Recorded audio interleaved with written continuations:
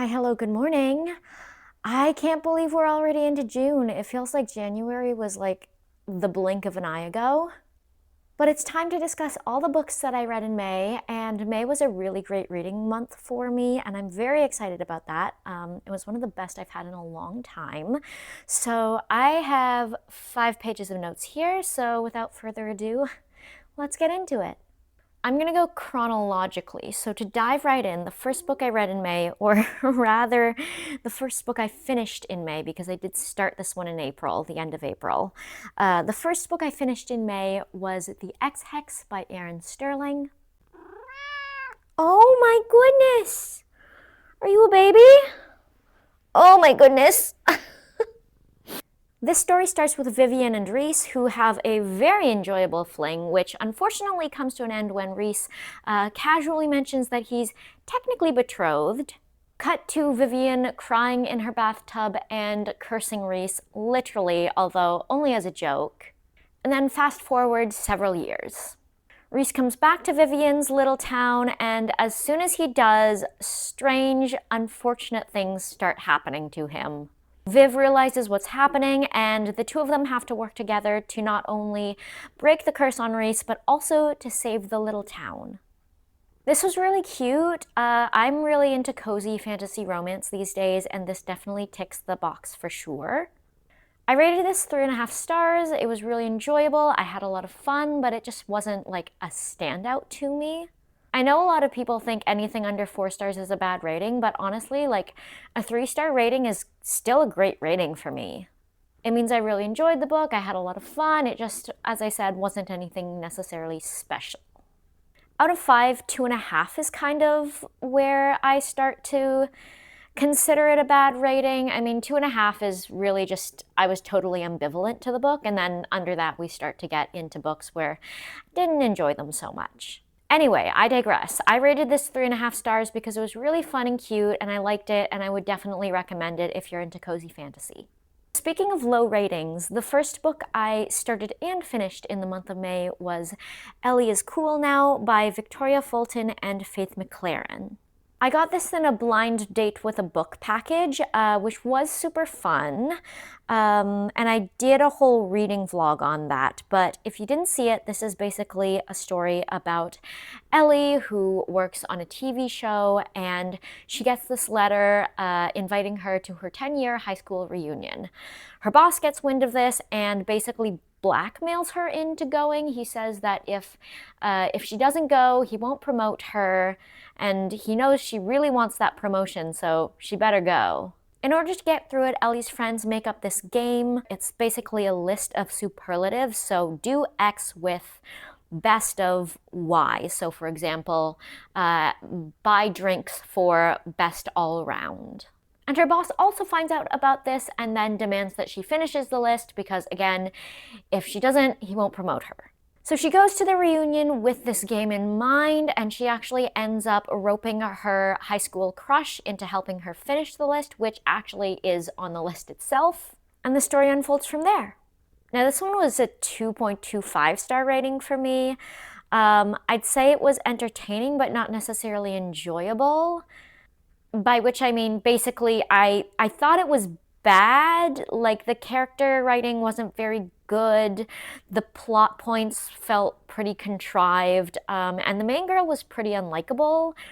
But all that being said, it was so almost comically bad that it did a 180 and somehow became fun. Just not like fun in an I'd read this again or I would recommend it kind of way. I don't know if you've ever read a book like that where it's like it's so bad that you just have fun with it because it's so bad. Like, I don't know how to describe it. But it was just one of those books that I read and I had so many complaints about, but like, complaining's fun sometimes too. Anyway, yeah, so as I mentioned, if I rated it 2.5 stars, that kind of indicates I'm ambivalent about it. So I rated it 2.25 because I disliked it just that little bit more that I was like, I think I should drop this by 1/4 star. Definitely worth it for the blind date with a book aspect. I mean, like opening the package and and discovering it was really fun. But yeah, wouldn't read it again, wouldn't recommend it. Next are a couple more books that I read that I vlogged about. The first was, where is it? Here it is. The first was You Shouldn't Have Come Here by Geneva Rose. This was for my Week of Thrillers challenge, which I failed miserably because I put myself in a slump. But I did actually really enjoy this. This is about a woman named Grace. She goes to this remote Airbnb, and she and the owner of the Airbnb, Calvin, end up falling in love. However, it being a thriller, not all is as it seems. This is a thriller that's written like a romance, which is definitely really fun for someone who reads a lot of romance. It's dual POV, but the way it's written, you understand that there are things that each character is not only not telling each other, but that they're not telling the reader either. The reveal is wonderful and slow. It's like, not slow, it's perfectly paced. I thought about the ending for a long time afterwards, so if you want something chilling, you should pick this up for sure. I rated it 3.5 stars. Then next, also for this challenge, I read House of Glass by Sarah Pekkanen. I got this on audio out of the library. I literally just filtered by audiobooks, thrillers, and available now, and then I picked one of the first ones that came up on the list. And I actually loved this. I rated it really highly. I gave it 4.5 stars. That being said, if you're big on thrillers, I actually would not recommend this because I really liked it because I could predict the plot. I am someone who really likes predictability and routine and finds comfort in those things, and I like that in my books too. So for me, like, psychological thrillers are just not it because you can't predict them, or like in a good thriller, you shouldn't be able to predict it. Like, it's full of twists and turns. That's kind of what makes it thrilling. But for me, that just makes it stressful. So the plot of this one was fairly predictable, and I really liked that about it. So I was able to relax and just have a great time. Anyway, this is about a custody lawyer who takes a case for a girl named Rose. Rose is selectively mute, or not selectively mute. She has traumatic mutism because she witnessed her previous beloved nanny fall through a window and perish. And our MC does know what she's going into when she takes the case, but she ends up becoming more entangled and more invested than she ever could have imagined. As I said, I loved this one, and if you like predictability in your books as well, and you're not usually a thrillers person, you might like this one too, but like I said, if you're a big thrillers person, I wouldn't recommend this one for you. Okay, next I finally finished To Bleed a Crystal Bloom by Sarah A. Parker. This is a dark Rapunzel retelling, and I love fairy tales and I love fairy tale retellings, so that's why I picked this one up. This is the same author who wrote When the Moon Hatched, if that name sounds familiar. That book was really big on BookTok a while ago, and I have it, but I haven't read it yet. So the story follows our FMC, Orliath, and she is the sole survivor of a brutal attack by these creatures called Rux when she was a child. She's rescued and raised by the MMC, whose name I literally do not remember. I probably forcibly blocked it out because I hate him, but more on that later. Anyway, the MMC throws a ball and mandates that she attends, which she hates because she's kind of a recluse. She likes to observe, but she likes to stay in her tower. Honestly, nothing really happens for the first half of this book, but in the second half, enough character development does occur that I want to read the second one. I am really curious to see where Orliath's character ends up, and I do have things I want to happen in the second one, but that's going to be another reading wrap-up. But yes, my main complaint about this book is that it's like unbearably slow for the first half. It was just so boring. Oh, and then Orliath just randomly goes into heat. And there's some like weird spicy scenes that are weird and very uncomfortable. If you can get through all of that, it does pick up in the second half. My other big complaint is that I despised the MMC in a way that I have not despised a character in a while, or like actually in general, I have not felt that passionate about a character in a while, and in this case, not in a good way. He's just downright unlikable. He's not like a brooding bad boy with a heart of gold type like you usually encounter in a romantasy. He's like just actually unlikable. He's rude, he's demanding, he's secretive, he can't carry a conversation like an adult, and he's so possessive over Orliath. He's constantly hot and cold with her, constantly giving her affection and then taking it back, and he definitely knows that she has an unrequited flame for him. She kisses some other guy at one point, and he goes and threatens to murder that guy. He doesn't want her, but he doesn't want anyone else to have her either. I think it'll take quite the redemption arc to make me not hate this guy. Anyway, I rated this one 3.5 stars. Okay, the next book that I read was, there's a cat on my arm, was The Wild Ones by Nafisa Azad. I actually started this one at the start of the month, and then I DNF'd it, but then I picked it up again and decided to give it another chance. It's about a boy who possesses these stars that allow the wearer to walk in the in-between, where they can travel anywhere with ease and become invisible to humans. The wearers are a group of girls called the Wild Ones, and their mission is basically to aid vulnerable young women and girls. It's actually a really beautifully written book. The prose is very lyrical, it's very poetic, it's very descriptive. However, the reason I DNF'd it initially is because I couldn't get into it. I felt like nothing was happening, and yeah, I just couldn't get into it. But because the writing is so beautiful, I did decide to give it another chance, and honestly, I kind of regret it because my feelings really didn't change on that one. I didn't find anything in any of these characters that resonated with me. Okay, we're nearing the end, sort of. How long is this video? Oh my god. Okay, I should talk faster. So the next book that I read was To Kill a Shadow by Catherine Quinn. This was listed as horror on Storygraph, which made me nervous, but when I read it, it wasn't really what I'd classify as horror at all. It was kind of just your typical dark romantasy. This is about a girl named Kiara who lives in this world where the sun literally doesn't exist anymore. And every year, new young people get recruited to go into the strange mist and to basically try and bring back the sun. Here, it's her brother's turn, but he has asthma or something like that, and she has been training to fight with her uncle, so she goes in his place. And this was another 3.5 star read for me. I am interested to read the second one, but it's not one that I'm like burning to pick up, especially since my library doesn't have it, and I don't know if I am invested enough to want to buy it. Both the FMC and the MMC are like pretty generic for this genre.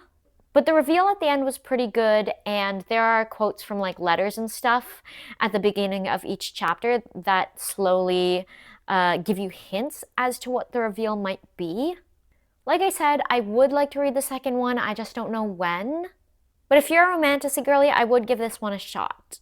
Okay, I read my second Carly Fortune book, This Summer Will Be Different. The first one I read was Meet Me at the Lake, and I really enjoyed that one. This is a best friend's brother romance, in which basically every time Lucy and Felix see each other, they hook up and then swear it'll never happen again. They'll just be friends, they'll be normal each other, and also they're not going to tell Bridget, Felix's sister.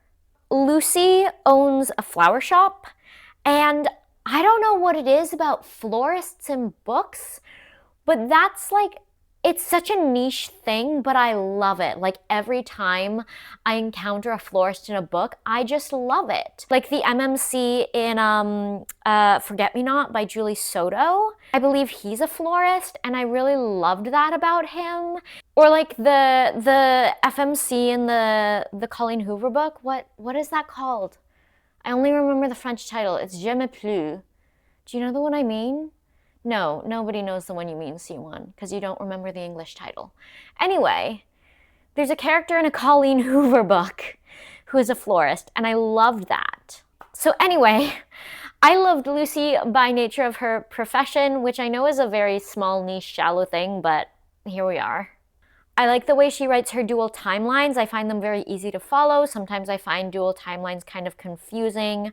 The past plot is always very evenly paced with the present day plot. And I also enjoy the settings of Toronto and Atlantic Canada because I have actually been to those places. So I rated this one 4 stars, and I know that Carly Fortune recently released a new book, so I'm looking forward to picking that one up. The next book I read was Gwen and Art Are Not in Love by Lex Croucher, and oh my god, I loved this book. I think by the time I post this video, you'll have seen my short where I basically just gush about this for a solid minute. But this book is basically about Gwen and Art, who are not in love. They are not only not in love, they hate each other and always have. However, when Gwen discovers that Art is gay, and Art discovers that Gwen is a lesbian, they come to the very reluctant conclusion that maybe it would benefit them to form an alliance so that they can both get what they want. Like I said, this was just like a perfect book for me. And I'm sure this book has flaws that I'm not seeing, but like, oh my god, I loved it so much. Like, I have no criticism. Perfection, no notes, 5 stars. Okay, lastly, I read a couple of audiobooks. The first was The Geographer's Map to Romance by India Holton. This is the second book in the Love's Academic series, the first one being The Ornithologist's Field Guide to Love. I rated the first one 4.5 stars because it was just so much fun. But I didn't like this one quite as much. This is about Elodie and Gabriel, who married for convenience about a year ago, had one spectacular night together, and have basically been avoiding each other ever since. However, they're both secretly in love with the other. They just won't, have a conversation and tell each other that, which was probably my biggest gripe about the book, is that just like, the pining, the agony, the heartache, like it would all go away if you had a conversation. And I mean, it's relatively easy to push that thought away, so I wouldn't say that that's like a deal breaker for me. But I did have the thought, and it did reduce the enjoyment for me a little bit. So I rated this one, what was this, 3.5 stars? Yeah, this was another 3.5 star read for me. Finally wrapping up, the last book I read in the month of May was Alison Stoner's memoir, Semi-Well Adjusted Despite Literally Everything. This is in the same vein as Jeanette McCurdy's book, I'm Glad My Mom Died, which I read back when it came out, not because I know anything about Jeanette McCurdy, because I live under a rock. I didn't grow up watching like Disney Channel or Nickelodeon or like anything that like most kids were actually watching. But I read it because the framing of her story spoke to me, and the same was the case for this book.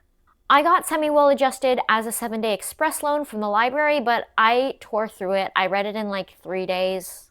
And one thing I really like in my nonfiction books is I like them to read like fiction, like by which I mean I like there to be kind of a cohesive narrative. I don't have a problem with books that are told in like vignettes, but I like there to be clear like thematic material. This memoir definitely has that quality of a clear through narrative, and I really liked that about it.